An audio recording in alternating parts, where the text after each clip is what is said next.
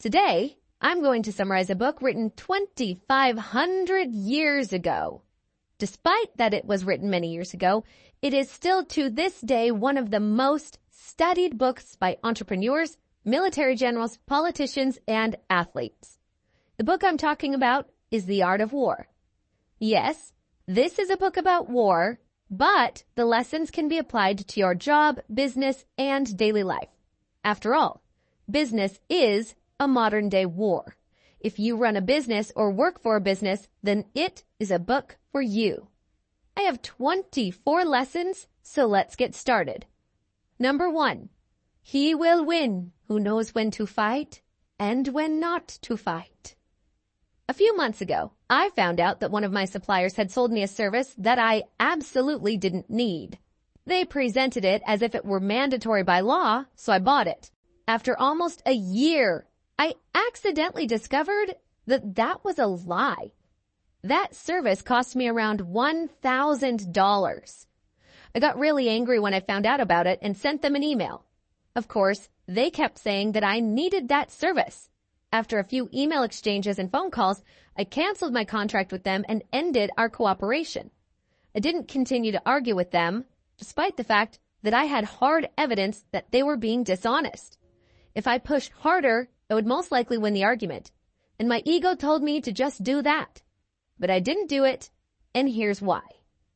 Every argument, every war, every conflict has a cost, and many times the cost of fighting doesn't justify the prize you will win.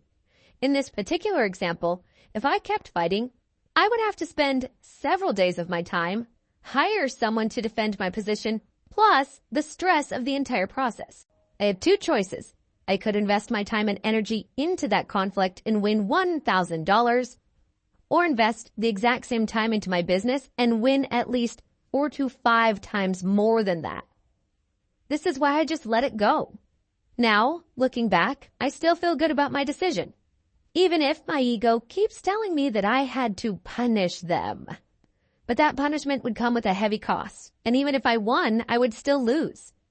That's why sometimes it's just not worth the fight. So lesson number 1 is, he will win who knows when to fight and when not to fight. Number 2, should the enemy strengthen his left, he will weaken his right. Should he strengthen his right, he will weaken his left. If he sends reinforcements everywhere, he will be weak everywhere. You've probably heard that diversification in business and in investing is the way to reduce risk. But here's the thing. Every great business you see and use today, such as YouTube, Instagram, Facebook, didn't diversify at the beginning. They all found one thing and focused all their resources on that and did it better than everybody else. Once they were successful, then they started diversifying. So if you are starting something new and have limited resources, diversification isn't the way to go. If you focus everywhere, you will be weak everywhere. The same thing applies to your customers. Pick a customer group and focus all your energy on serving them. If you sell to everybody, you sell to nobody. If everybody is your customer, nobody is your customer. Number 3, avoid what is strong and attack what is weak.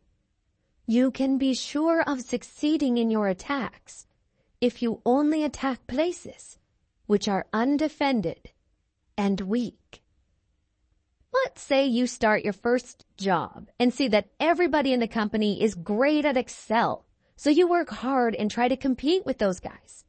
Can you imagine how hard it's going to be to compete with those sharks who have 10 plus years of expertise in Excel?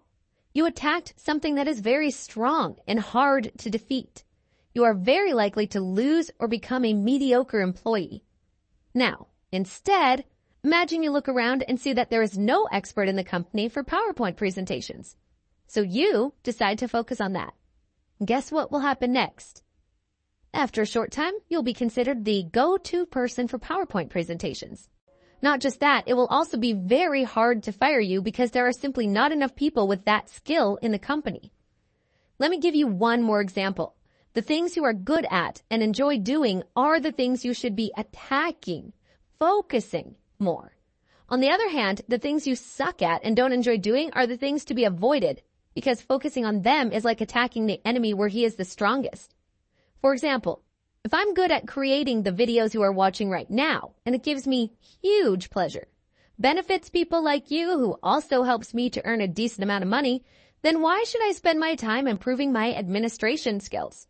I don't care if I'm bad at administration. I know that as long as I focus on what I like and get good at it, then I can always hire someone who can do administration work for me cheaply and more efficiently. If I make $100 an hour doing what I love and can hire a professional project manager for $10 an hour, then why on earth should I focus on improving my management skills? It just doesn't make sense financially. Plus, focusing on what I don't like will reduce my confidence, make me feel miserable and unhappy. So lesson number 3 is avoid what is strong, attack what is weak, avoid your weaknesses, and focus on your strengths. Number 4, raising 100,000 men and marching them great distances entails heavy loss on the people and a drain on the resources of the state. The daily expenditure will amount to 1,000 ounces of silver. There will be civil unrest at home and abroad. Men will drop down exhausted on the highways. As many as 700,000 families will be impeded in their labor. War is very expensive. It costs lives even when there is no fighting. It costs the patience and support of people at home. That cost is paid for a long time, even after the war has ended, and even if you were victorious. That is why you should understand the cost before you go to war. The same thing applies to starting your business. The idea of having your business sounds great, but are you willing to pay the costs? Are you willing to work for a year without profit? Are you willing to have arguments with your partner because you are working a lot? Are you willing to be under pressure and stress? Are you willing to work on weekends and not go off with your friends? These are just a few of the costs you have to pay. And it isn't just you. It's also your family and friends who pay it. Many people don't see the cost, and they think that having their own business means being in a black suit, sitting in a fancy office in a tall building, holding a phone in one hand and a coffee in the other hand, and ordering people to do this and that. But that is not the reality. The reality is that your office will be your bedroom or a coffee shop if you're lucky. And you will not be ordering people. You will be the one doing it. A few days ago, I saw a post on Facebook from an entrepreneur that I think perfectly explains what it means to have your own business. He wrote, "You know, when I was working in a company for somebody else, I didn't like when I had to work on Saturdays. That is why I worked very hard and finally created my own business. Now that I have my own business, I also work on Sundays." Number 5, we cannot enter into an alliance with neighboring princes until we are acquainted with their designs. We are not fit to lead an army on the march unless we are familiar with the face of the country, its mountains, forests, and swamps. Alliances, both in business and in warfare, are essential. However, a problem is that those who would be your friend often have an agenda of their own, which does not necessarily agree with yours. Your allies may also have deceitful tricks. That is why it is important to spend the time to research your allies and understand their real interests. Number 6, if you know the enemy and know yourself, you need not fear the result of 100 battles. If you know yourself, but not the enemy, for every victory gained, you will also suffer a defeat. If you know neither the enemy nor yourself, you will lose in every battle. If you go to a job interview, there are 2 questions that are very likely to be asked. The first one is, why should we hire you? And the second, do you know anything about our company? The way most people answer is like this. The reason you should hire me is because I am a team player, reliable, and I work hard. And I checked your website and it seems like your company is selling books. Guess what happens after such an answer? The interviewer says she will contact you soon, but you never hear from her again. You don't even get an email explaining the reason they rejected you. Now imagine this scenario. Imagine, before you go to an interview, you do a deep research to understand what the company is doing and what are the problems they are facing these days. You don't stop there. You also find someone who works in that company and you arrange a meeting to learn more. You also find some people who work in that position that you are applying for and talk to them. Simply put, you learn everything you can about the company, their problems, future plans, new initiatives, etc. Then, you take a look at the results of your research and discover that the company is facing 5 main problems, and you can actually help with 2 of those. So, you take a piece of paper and describe those 2 problems in detail and explain how you would solve them if they hired you. For example, you say, your company had the biggest market share in the number of books sold, but since 2018, you've lost your dominance and your revenue has been decreasing every quarter since then. If you hire me as a marketing manager, here are 3 things I will do to increase sales. Number 1, I will do XYZ because I've done it in my previous job and got great results. Number 2, I will do this and that, etc. In this way, you describe the problems and explain how you would solve them. If you do this well, here are 2 things that will happen. Number 1, the person interviewing you will be amazed and you will get hired immediately. Number 2, you will be offered the highest salary they can offer, and if you want, you can even push higher and they will be willing to accept it, because no other candidate seemed to understand the problem as much as you did, and provided a solution. Now, this is not some theory. I've done it personally, and I've also seen others doing it and getting amazing results. It works, and it works because you took the time to know your enemy and yourself. So lesson number 6 is, know the enemy and know yourself, and you need not fear the result of 100 battles. Number 7, when some are seen advancing and some retreating, it is a lure. If those who are sent to draw water begin by drinking themselves, the army is suffering from thirst. When the soldiers stand leaning on their spears, they are faint from want of food. If the enemy sees an advantage to be gained and makes no effort to secure it, the soldiers are exhausted. If birds gather on any spot, it is unoccupied. If there is disturbance in the camp, the general's authority is weak.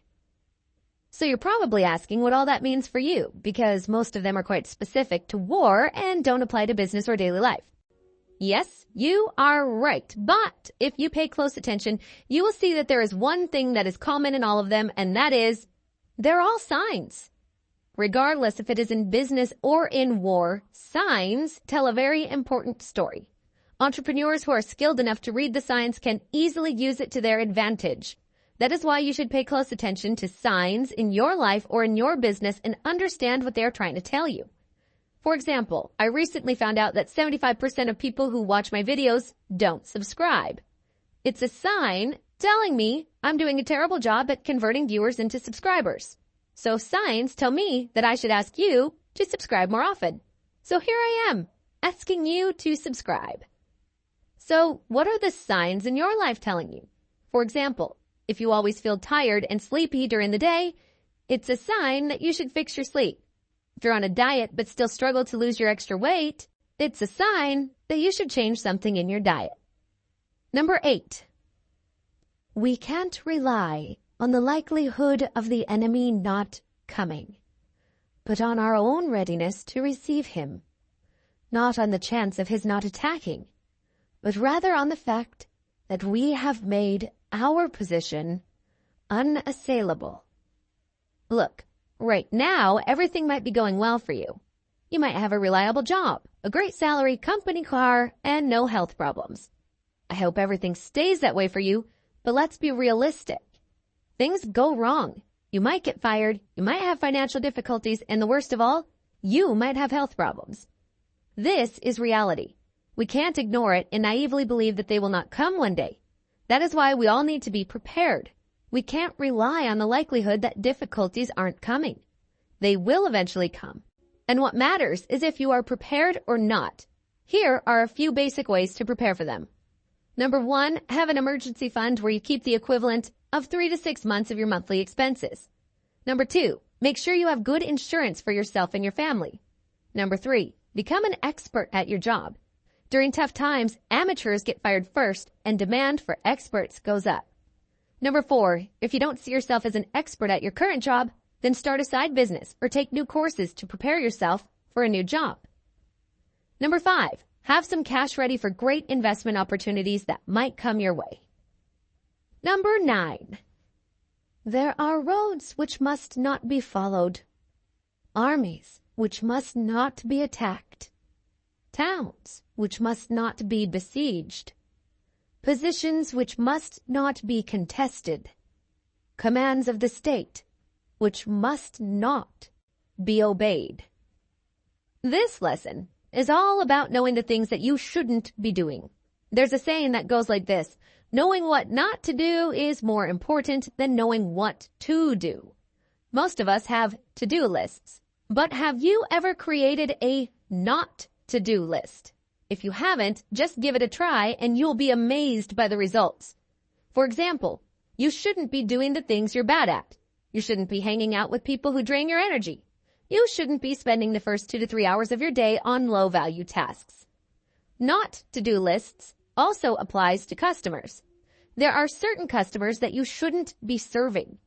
There's a famous saying, the customer is always right, which I personally don't agree with. The customer is not always right. Right customers are always right. There's a big difference. If you serve the wrong customer, they will waste your time and drain your energy. You should throw away such customers just like you're throwing away your garbage. Toxic customers are really like garbage, and probably someone else threw them away, and if you continue to serve them, you'll be basically feeding on someone else's garbage.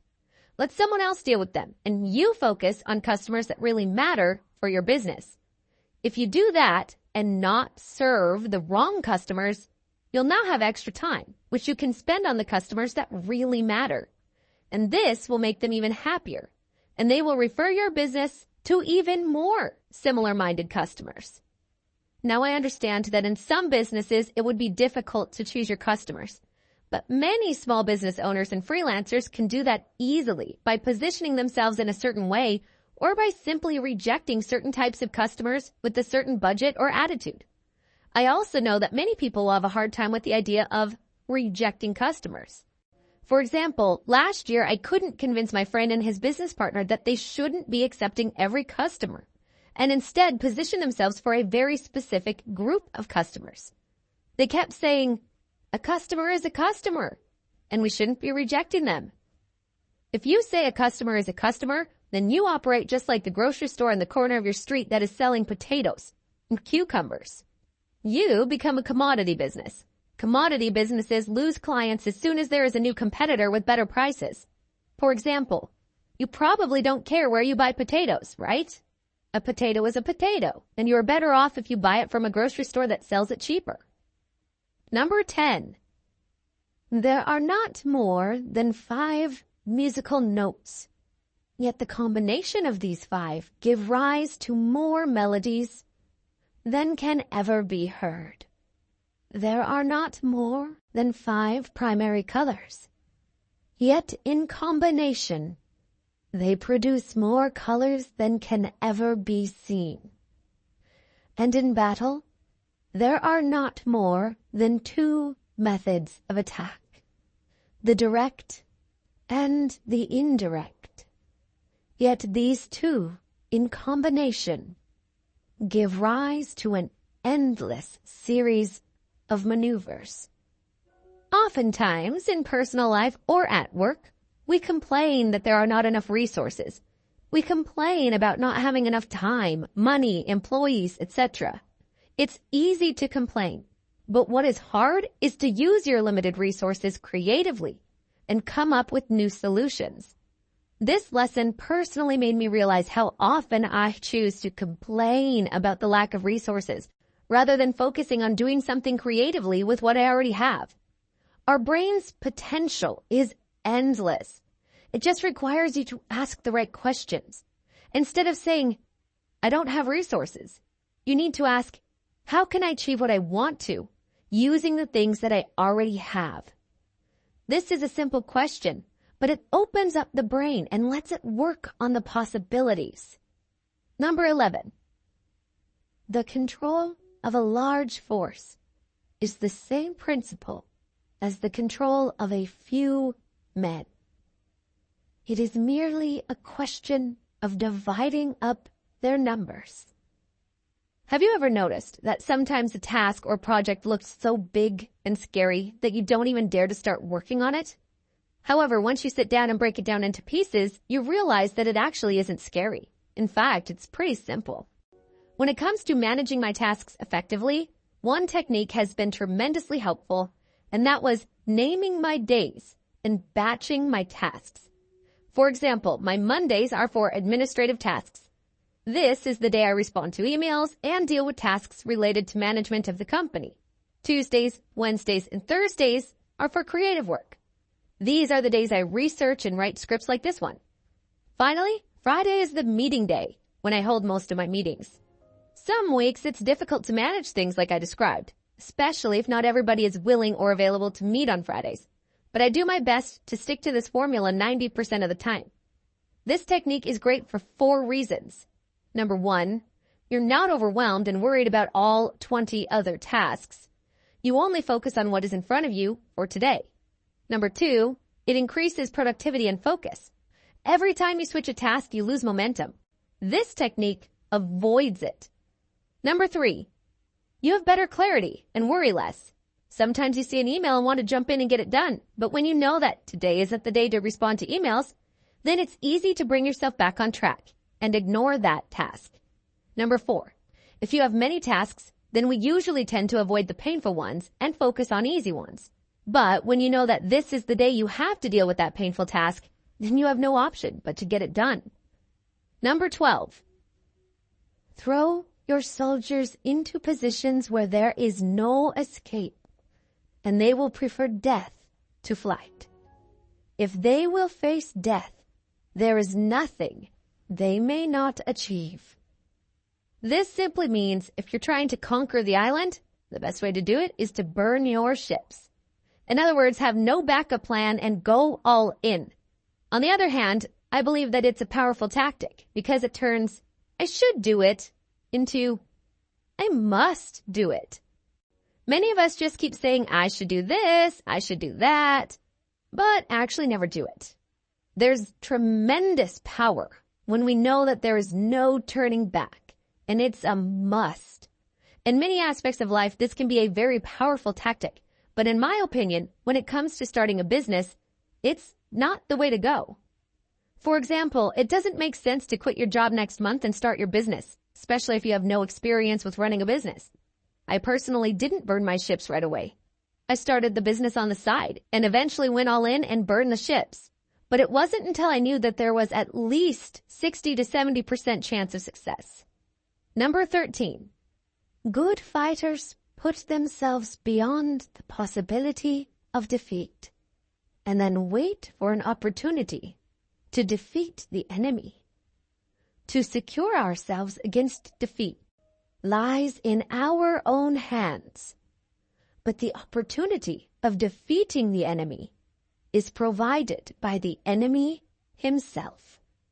Whatever the situation you are facing, you know yourself better than anyone else. You know your weaknesses and strengths. That is why it's in your hands to put yourself beyond the possibility of defeat. However, you don't know your enemy. Once you are sure of your defense, you need to do a lot of observation to find a weakness in your enemy's defense. But again, first, you need to be sure that you have a good defense. Otherwise, regardless of how big the opportunity is, you can't benefit from it. For example, there's a saying that more millionaires are made in a market crash than in a market boom. Market crashes bring a lot of opportunities because a lot of great businesses are sold on a discount. However, if your defense sucks, meaning if you are deep in debt, have no emergency fund, have no reliable source of income, have high expenses, and no savings, then it doesn't matter how big the opportunity is. You will not be able to benefit. You will probably be the victim of the market crash because you didn't build your defense and put yourself beyond the possibility of defeat. Number 14. He will win who knows how to handle both the superior and inferior forces. Different groups of people use different words and speak differently. For example, investors speak differently than entrepreneurs, entrepreneurs speak differently than employees, and married people speak differently than single people. Sometimes, language is so different that a person listening might feel like he is listening to a foreign language. Investors use words such as ROI, return on investment, asset, liability, capital gains, appreciation, etc. On the other hand, employees use words such as good pension plan, high salary, flexible working hours, meal vouchers, etc. Depending on which of these groups you are talking to, you should be able to adjust your language if you want to communicate effectively. I used to have a manager who I admired for his great presentation skills. For example, when he was talking to us, to his team, he would have 15 to 20 slides in his PowerPoint presentation. But when he was presenting the exact same topic to higher management, he would usually have one slide with 10 to 15 texts on it, because management only cared about a few key information and he could give it to them in one slide. He was well respected and loved in the company because he knew how to talk to his superiors and inferiors. Number 15. The general who wins a battle makes many calculations in his temple before the battle is fought. The general who loses a battle makes a few calculations beforehand. Thus, doing many calculations lead to victory, and few calculations to defeat. It is by attention to this point I can foresee who is likely to win or lose. It's ironic how we all understand the importance of plans, but still ignore it in our day-to-day life. There is no single football or basketball team that starts the game without a complete and well-defined plan. But when it comes to life, only a few people take the time to develop a game plan. Here is the most important rule of planning for life. Don't start your day without a complete and well-defined plan. Don't start your activities until you know exactly what you plan to accomplish on that day. In other words, don't start your day until you have it finished on paper. I know it takes time to plan, but do this every day and you will be amazed how much you accomplish. If you do it, you will not say, I have no idea how this day ended so fast. You'll look back and feel great about what you have accomplished. Once you master planning your days, then the next rule is, don't start your week, month, and year until you have it planned. Plans are great, but they are not written on stone, and you should adjust them according to circumstances. Number 16. To win 100 battles is not the height of skill.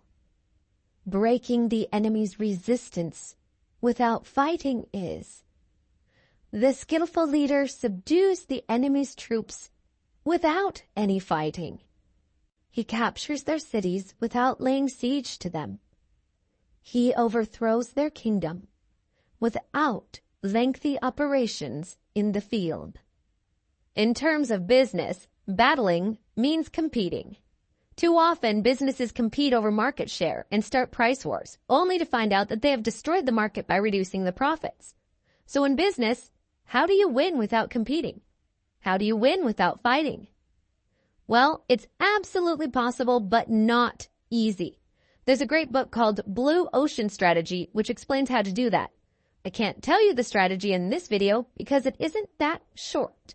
But to put it simply, the author of the book explains that there are two oceans. Ocean means market. The red ocean and the blue ocean. The red ocean is red because competition is too fierce and the blood of the competitors has turned the water red. On the other hand, if you swim past the red ocean, there is another ocean that is blue and free of competition. Your goal is to be in that blue ocean, and the book explains it well how to do that. I'll be summarizing that book very soon on this channel. If you're an entrepreneur and have a business in a very competitive market, then this is a must-read book. Number 17. Carefully compare the opposing army with your own, so that you may know where strength is superabundant and where it is deficient. In my marketing class at the university, I learned a technique called SWOT analysis, invented by a guy named Philip Kotler. Even though at the time I didn't take it much seriously, later in life turned out to be a practical tool. In case you don't know, SWOT stands for strength, weakness, opportunity, and threat. It's a simple tool to analyze a business, find out what are its strong and weak points. Where are the opportunities and threats? This is a great tool you can use to analyze your business, your competitors, or simply you can use it to analyze yourself as an individual. This can be especially useful if you are at a career crosspoint and don't know which direction to go. Analyze yourself as if you are analyzing a company or another person, and write down what are your strengths, the things you're good at, what are your weaknesses, the things you're bad at, and finally, what are the opportunities and threats that you see in your life. The things you put in the weakness and threat column are the ones to be avoided. Your future career shouldn't be based on your weaknesses and threats. What is the most interesting for you are the things you put in the strength and opportunities column. These two columns will be the main indicators telling you what to focus on. Also, if you're planning to go to a job interview, there is a high chance that you will be asked what your strengths and weaknesses are. Quite a basic question and gets asked a lot, but many people can't provide a clear answer. Number 18. An army may march great distances without distress if it marches through a country where the enemy is not. This one sounds pretty clear, right? If there's no enemy, then it's easy to march. But let's see. How many times have you tried to study or get some serious work done while you kept your phone next to you and checked social media every 5 minutes?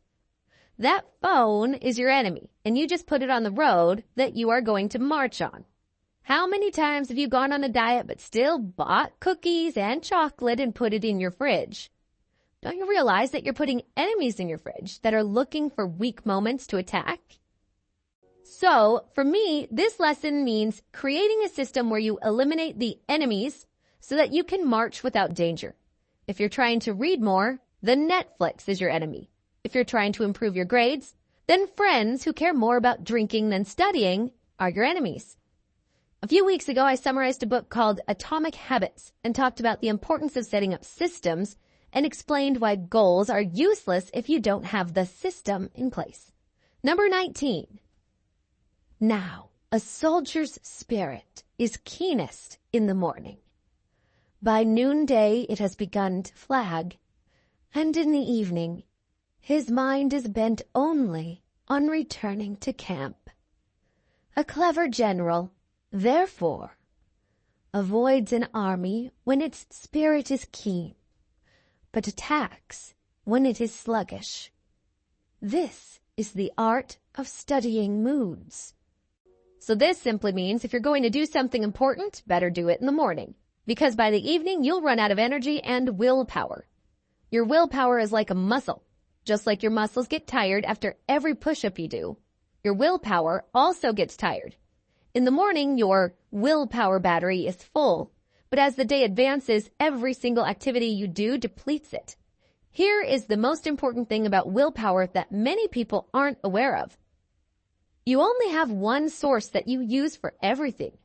It isn't like you have a different source of willpower for exercise, a different one for shopping, and another one for work.